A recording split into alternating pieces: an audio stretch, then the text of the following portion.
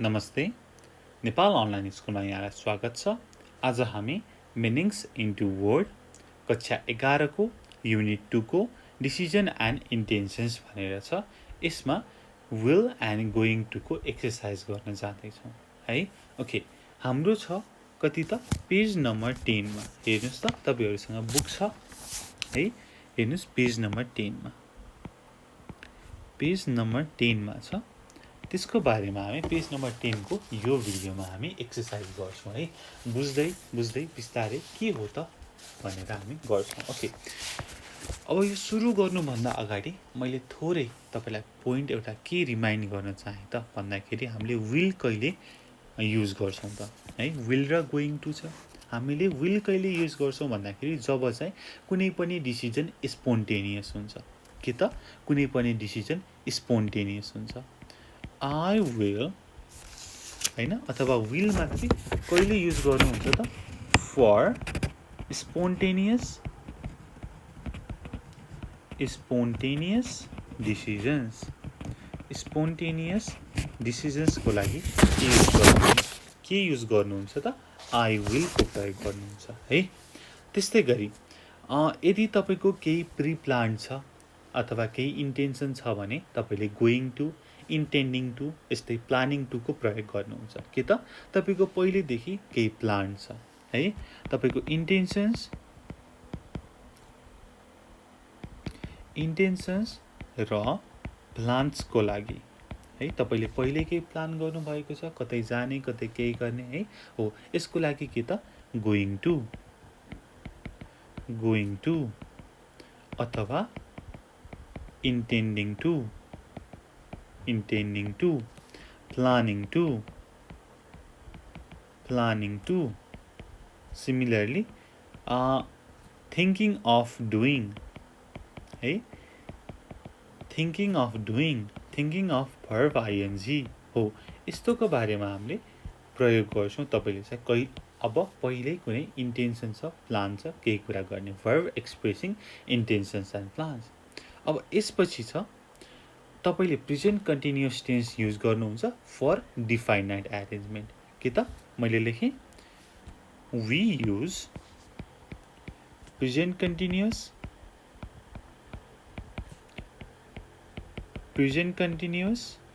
tense for definite arrangements।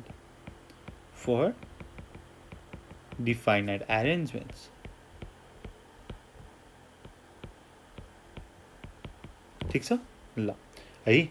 अब फर्स्टमा चाहिँ स्पोन्टेनियस डिसिजन भनेर भनेको के हो त भन्दाखेरि अहिले तुरुन्तै अहिले म यस्तो गर्नेछु हैन। तपाईले चाहिँ एकदमै जुन फ्लोमा हुनुहुन्छ त्यसलाई नै लिएर म फ्युचरमा यस्तो गर्नेछु भन्दाखेरि के युज गर्ने भयो, विल युज गर्ने हुनुभयो। अब कसैले सोध्यो तपाई होलिडेमा के गर्दै हुनुहुन्छ त भनेर सोध्यो। तपाईले चाहिँ खासै केही सोच्नु भएको छैन, ठ्याक्कै सोचेर भन्नुभयो म होलिडेमा घुम्न जानेछु भनेर भन्नुभयो भनेदेखि विलको प्रयोग गर्नुहुन्छ। तर तपाईले होलिडेमा के गर्नुहुन्छ भनेर पहिलेदेखि प्लान छ, पहिलेदेखि सोच्नु भएको छ, म होलिडेमा घुम्न जान्छु पोखरा भनेर सोच्नु भएको छ भने आई एम गोइङ टु को प्रयोग गर्नुहुन्छ। किन त तपाईको त प्लान बनिसकेको छ र तपाई जानुहुन्छ भन्ने छ नि त। हो, हामी त्यसमा के युज गर्छौं त गोइङ टु युज गर्छौं। ठीक छ। हो, अब यति भएपछि हामी एक्सरसाइज तर्फ लागौं है। अब एक्सरसाइजमा हेर्नुस् 2.2 मा प्र्याक्टिस भनेर भनेको छ। 2.2 मा प्र्याक्टिस है। मेकिङ डिसिजन भनेर भनेको छ। फर्स्टमा म त्यहाँ भएको एक्जाम्पल यहाँ लेख्छु है त, अनि त्यसपछि हामी एक्सरसाइज गर्न थालौँ। ओके, फर्स्टमा हेर्नुस् त गो फर अ वाक गरेको छ।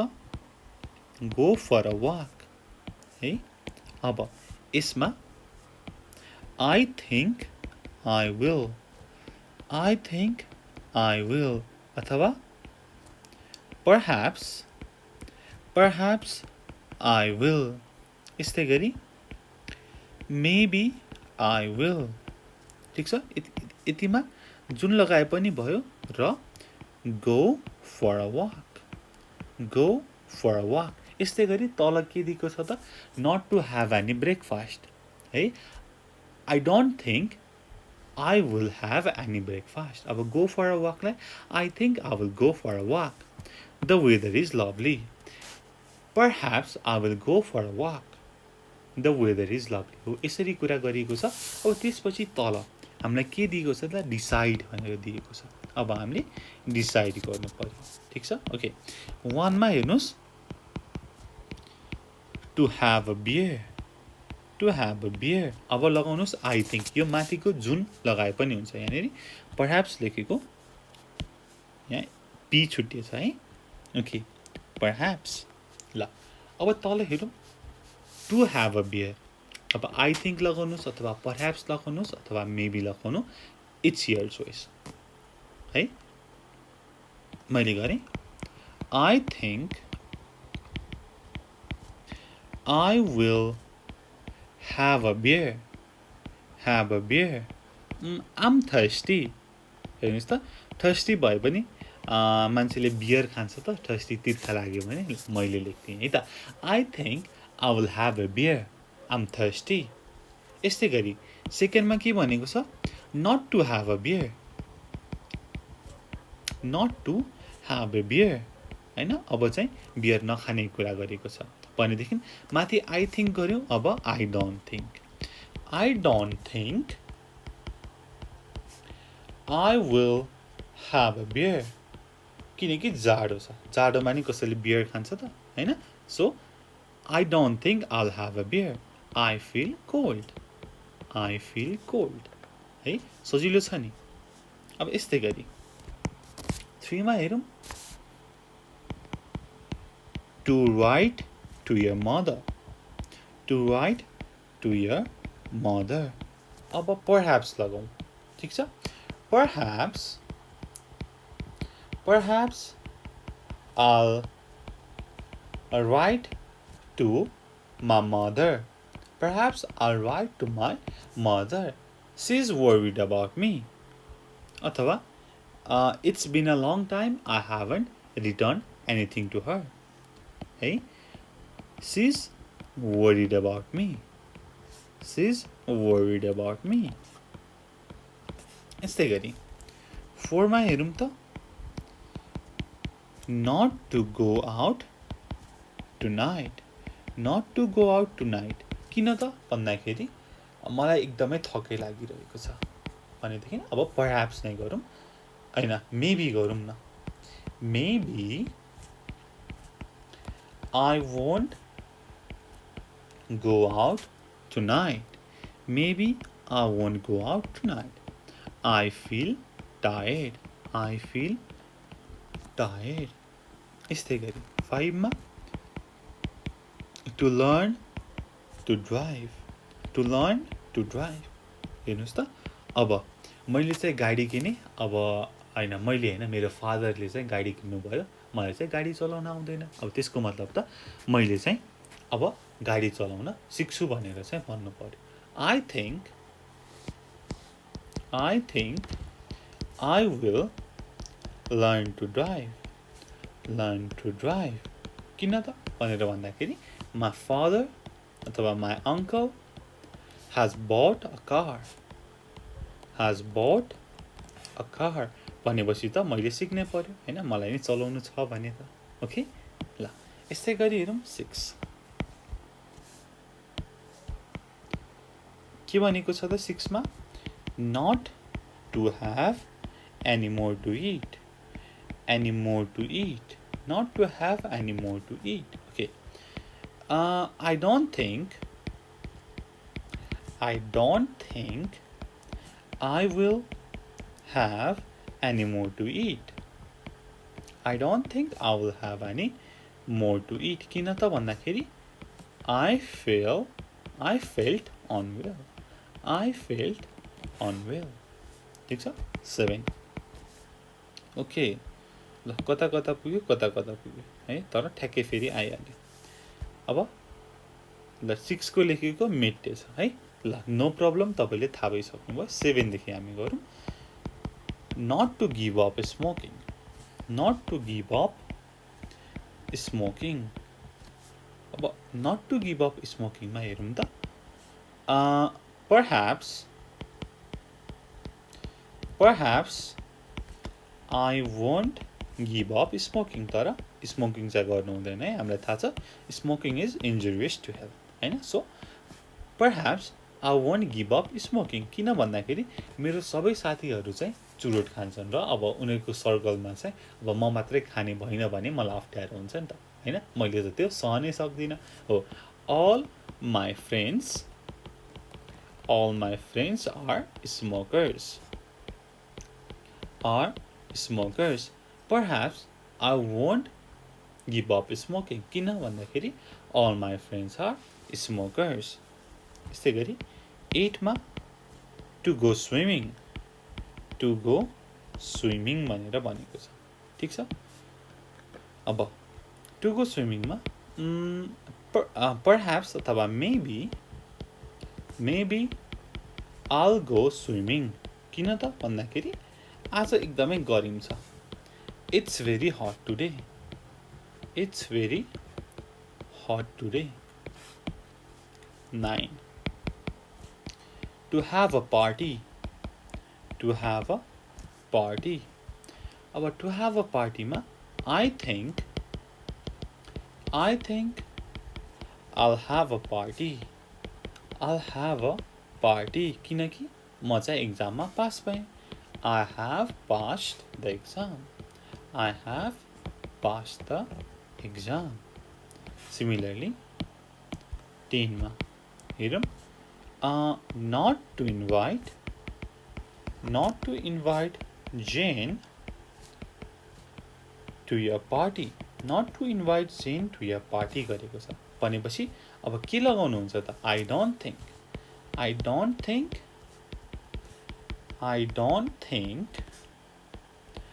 I'll invite Jane to my party. किन भन्दाखेरि त जेन एकदमै अनफ्रेन्डली छ, मसँग रुड छ. किनकि she is very rude to me. है. उ चाहिँ मसँग राम्रोसँग बोल्दैन, एकदमै खरो बोल्छ भनेर भनेको छ. ठीक छ. अब यसपछि हेरौँ के भनेको छ त. Now add a decision to this remarks. ठीक छ. यहाँनिर दिएको छ. अब यसमा डिसिजन लेख्नु पर्यो है. मैले पहिला के भनेको छ लेखेँ बुकमा हेर्नुहोस् त. Now add a decision to this remarks भनेर भनेको छ. ठीक छ. ओके. के भनेको छ 1 मा फेरि गयो. ओके. 1 मा के भनेको छ हेरौँ. I'm getting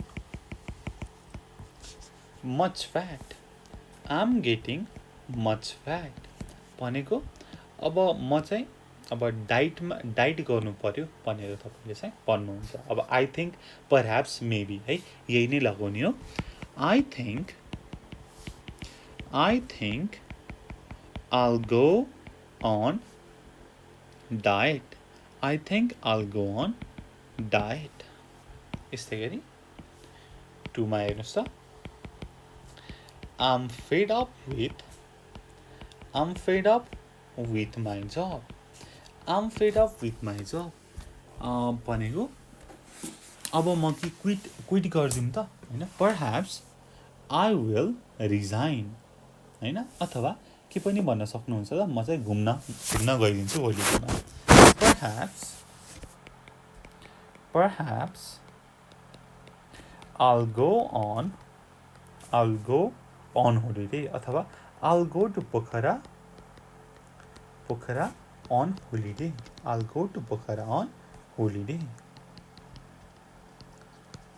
यसै गरी 3 मा के छ त भन्दाखेरि she seems very friendly.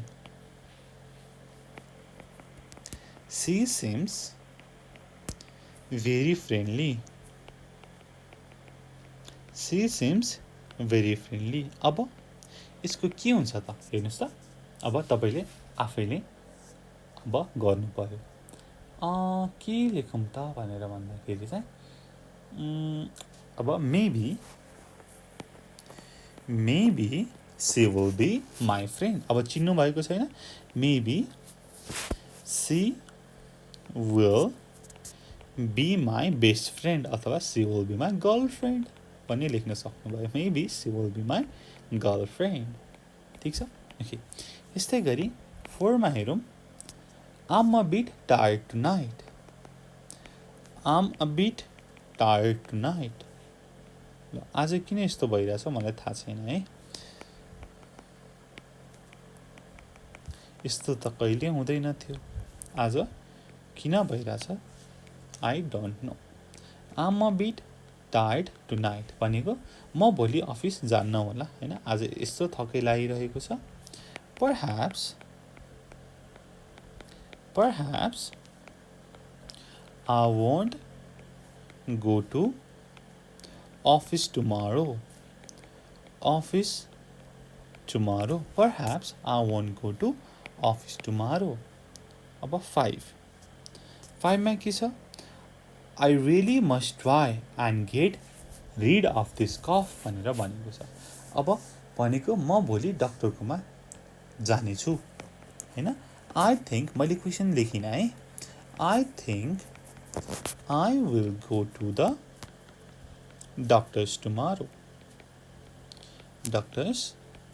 tomorrow यस्तै गरी 6 मा हेरौँ त I hope they are not worried about me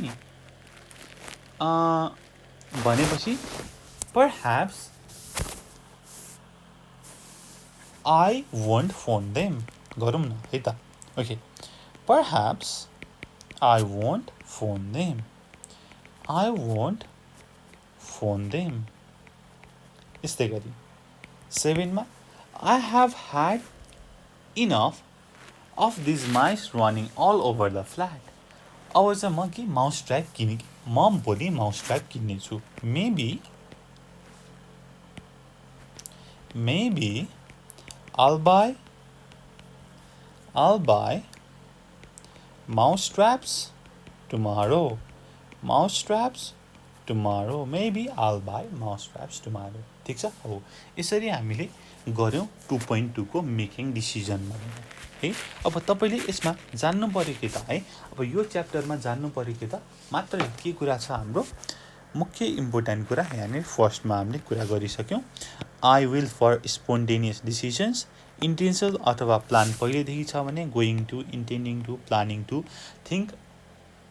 thinking of plus ing को कुरा गर्छौं र हामीले present continuous tense definite arrangement को लागि गर्छौं र अब यिनहरु अब अहिले त हामीले विल को गर्यौं अब आउने अरु भिडियोमा हाम्रो छ नि त यहाँ 2.4 मा हैन त्यसपछि हामीले अरु अगाडि बढ्दाखेरि त यो सबै आउँछ है र हामीले यो सबै गर्छौं ठीक छ ल यति भन्दै मैले यो भिडियो यही सकाएँ अब हल्का टेक्निकल प्रब्लम भयो बीचमा त्यसको लागि आइ एम रियली सरी त्यसको लागि माफ गरिदिनु होला र यो भिडियो कस्तो लाग्यो हामीलाई भन्नु होला र अब हाम्रो मिनिङ इन्टु वर्ड्स को अरु धेरै भिडियोहरु छ र सबै हेरेर बुझेर पढ्नु होला भन्दै यो भिडियो यही टुङ्ग्याउन चाहन्छु thank you so much for watching until next time goodbye keep learning जय चन्द्रसूर्य पीस